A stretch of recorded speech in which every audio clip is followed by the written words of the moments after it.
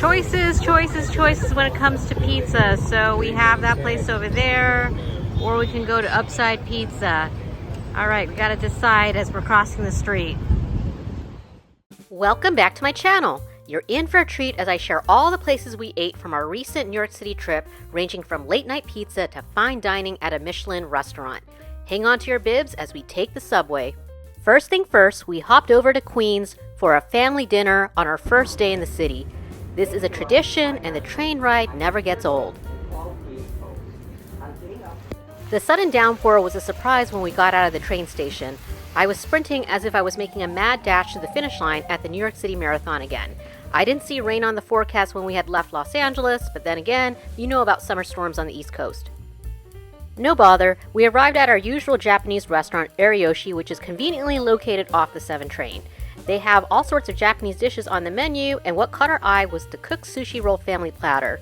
However, it was just going to be me and my husband polishing off this entree while the rest of his family orders separate dishes.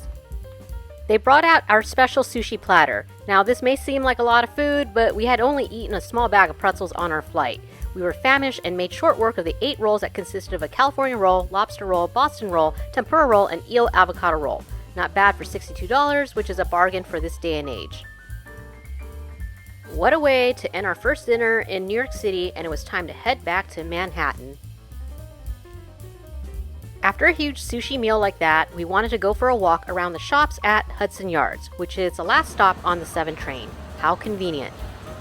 Now that the rain has stopped and the heat and the humidity is back this evening, it's time for some ice cream. There were plenty of dessert places at Hudson Yards, ranging from Ladurée macarons to the famous banana pudding from Angelina Bakery, but I was looking for ice cream. And here we are at Van Leeuwen's at the Hudson Yards. So many choices. Van Leeuwen's is scattered all over New York City, so you can search the one nearest to where you're staying. They are known for their fine and velvety ice cream, which refreezes well without leaving ice crystals. They also have interesting flavors beyond your standard vanilla, chocolate, and strawberries. What we were really here for was to order some hand-packed pints to bring to my husband's family across the Hudson River in Hoboken, New Jersey, later on in our trip. While you can find Van Leeuwen's ice cream sold at the grocery store, it's better to have a hand-packed pint since there are more variety of flavors. We ordered 4 pints to go. And we ordered a scoop of the passion fruit berry pop for ourselves. It's not Jenny's ice cream, it's Van Leeuwen's. It's so packed full of sprinkles that we're making a mess. And the nice thing about coming here to Hudson Yards, or at least the shops in the evening, is that there was no line at Van Leeuwen's, so they could spend all the time making all those pints of ice cream for me. The last time I was at Van Leeuwen's was a few years ago, and there was a long line, so I was glad that we didn't have to wait.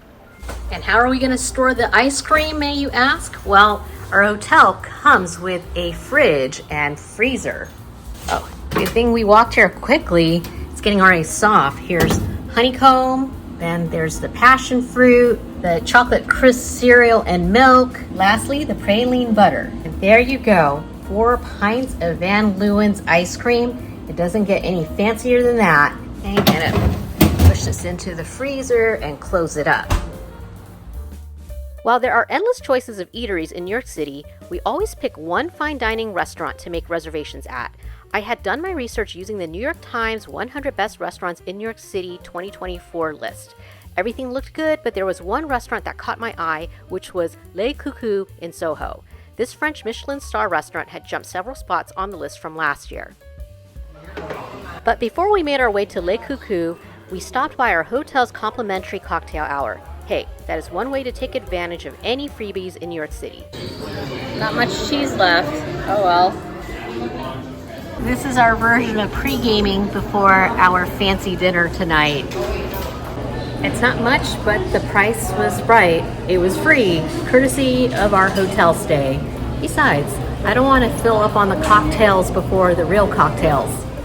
Back to the subway we go, from Times Square to Soho, where Le Coucou was located.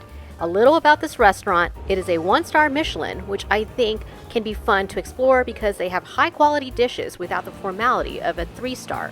Remember, it's still a Michelin star and not Yelp star, so a 1-star is actually an honor. I think this is a great way to introduce yourself to fine dining without feeling intimidated. Also, I wasn't in the mood to sit through a 3-hour 10-course chef tasting menu. Instead, I wanted to order whatever I wanted off the menu, and you can't go wrong at a 1 Michelin star restaurant.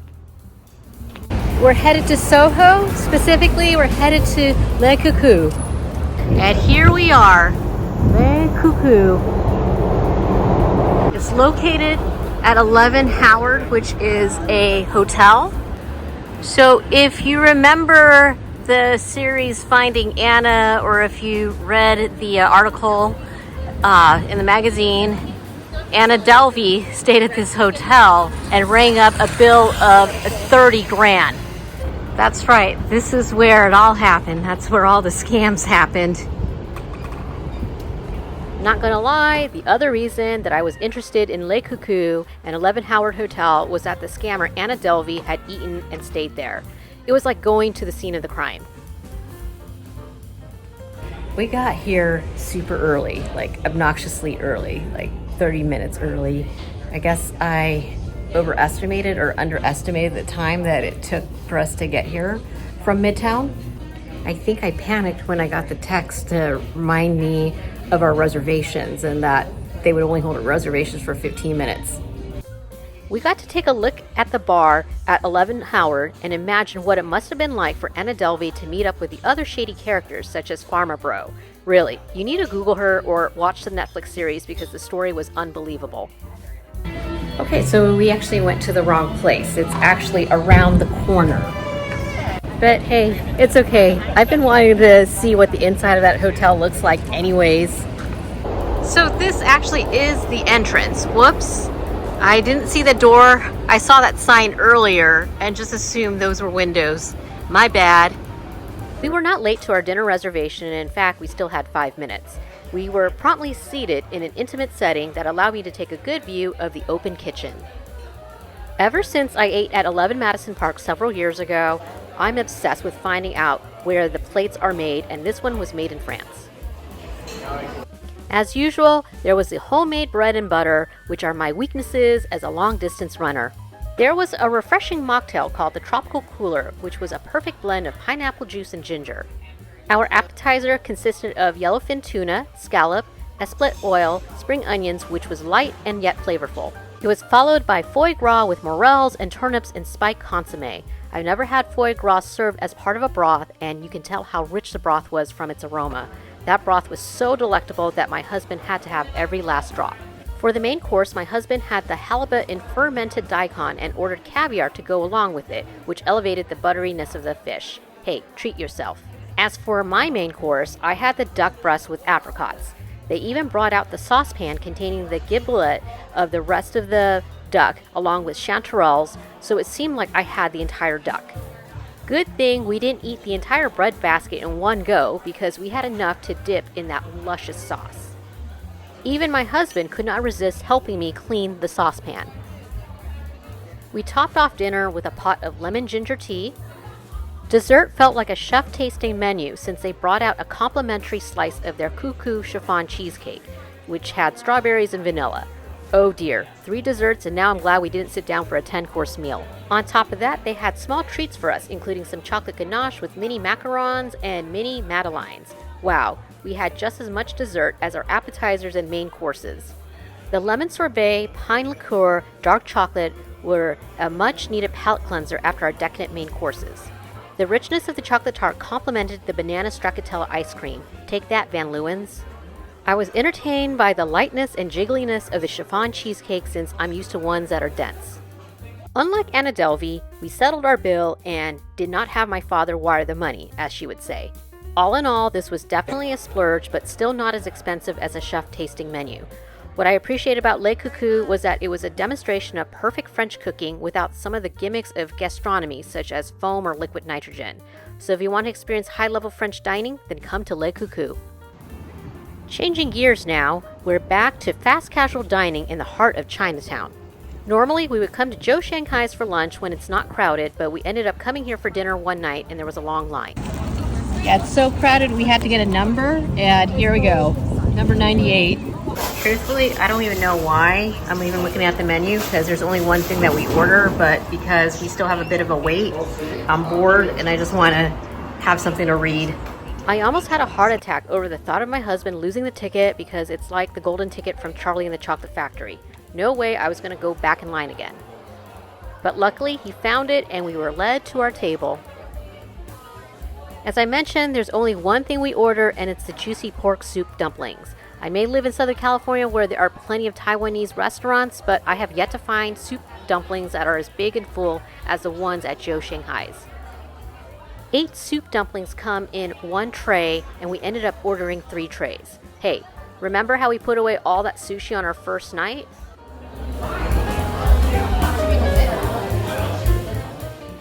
It is customary to end an Asian meal with a plate of fruit, not with chocolates and macarons like at Le Coucou. We go here every year and I never get sick of it.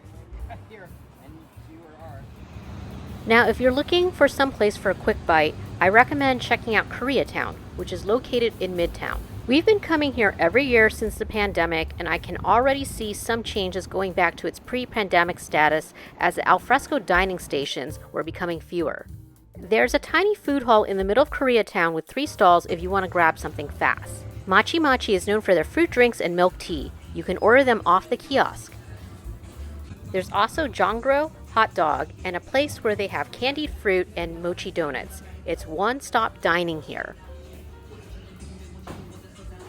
My husband got the Volcano hot dog with flaming hot Cheetos. I got the sweet potato mozzarella dog. For drinks, my husband got the grapefruit slush with cream cheese foam, and I got the creme brulee milk tea. We took our food to eat outside in the stalls. Yes, that is sugar sprinkled onto my corn dog. I don't think I've had a corn dog like this before. And just how I finished this drink, I don't know how much longer this outdoor seating place is going to be, so every time I come out here, I hope that it'll still be here. If you look back at my previous vlogs, which I will put a link in the description, just 3 years ago this street was full of outdoor seating areas. I hope at least this one will remain when we visit again next year. You're likely to be in Times Square when visiting New York City, so make sure to check out Angelina's Bakery, which has multiple locations including Times Square, Hell's Kitchen, and Grand Central. It's an Italian bakery featuring sandwiches, pizza, but most importantly, pastries. I had seen these rolly croissants on social media and had to try them. Angelina's is another great place for a quick bite, as we got pizza and a prosciutto sandwich. It may look like a box from Tiffany's, but I would rather have a pistachio croissant rolly than a return to Tiffany's bracelet or locket. And don't forget to get the ice cream. So here it is in our freezer, our hotel freezer. Wow, that's pretty rock hard. Remember how we had ordered 4 hand-packed pints of Van Leeuwen's ice cream to take to my husband's family in Hoboken? And off to Hoboken we go for a makeshift ice cream sundae party with the family. This is where we buy our bus tickets to Hoboken. The bus ticket is pink, just like the Van Leeuwen ice cream cartons. Luckily, it took us 20 minutes to get to Hoboken. I feel like we're transporting contraband as we are crossing state lines. Turns out they don't have Van Leeuwen's in Hoboken, so this will be a nice treat for the family. It's a race to get to our destination before the ice cream melts. Don't worry, when we got there, the ice cream was just a little soft, so we placed it in the freezer. Meanwhile, we got to enjoy the Manhattan skyline from the rooftop. When in Hoboken, try at least one restaurant since the streets are full of eateries. Flower, a charming restaurant located in the heart of Hoboken, offers a delectable culinary journey that combines innovative dishes with a warm and inviting atmosphere. We went there for a family dinner. I was too fascinated by the design on the plate to look underneath to see where it was produced like I had at Le Coucou. It wasn't a chef tasting menu, but it should have been. There was a spicy-ish Caesar salad, followed by the whipped ricotta, the hand-pulled mozzarella with fava, mole, English peas, and buttermilk dressing, the hamachi crudo, the spicy rigatoni, the Mexican street corn, which was my favorite, the spring lamb ragu, the malfadine, and fettuccine. We may have been stuffed from those exquisite dishes, but we had just enough room for our makeshift ice cream sundae party. There's nothing that brings together a bi-coastal family like ice cream, and there's plenty for everyone to have as much as they want. Sometimes it's the simplest pleasures that create the most meaningful memories. Now, back to the intro, we ended up going to Berlina Cafe for a late-night pizza dinner. Located in the heart of Times Square and known for its classic New York-style pizza, Berlina's is a go-to spot for a delicious and satisfying slice in one of the city's most iconic locations. And if you're not in the mood for a late-night pizza, then they have desserts to satisfy your sweet tooth. My husband got a white pizza and I got a slice of Hawaiian pizza. This isn't dollar pizza, which no longer exists because nothing costs $1 anymore, but still a good deal. For almost $10, you get a slice and a drink. I hope this vlog left you feeling hungry. Whether it's late night pizza, Asian food, Italian food, or a Michelin star dining experience, New York City has it all. If you want a second serving of what the rest of my New York City trip was like, subscribe, and hit the notification bell for more episodes.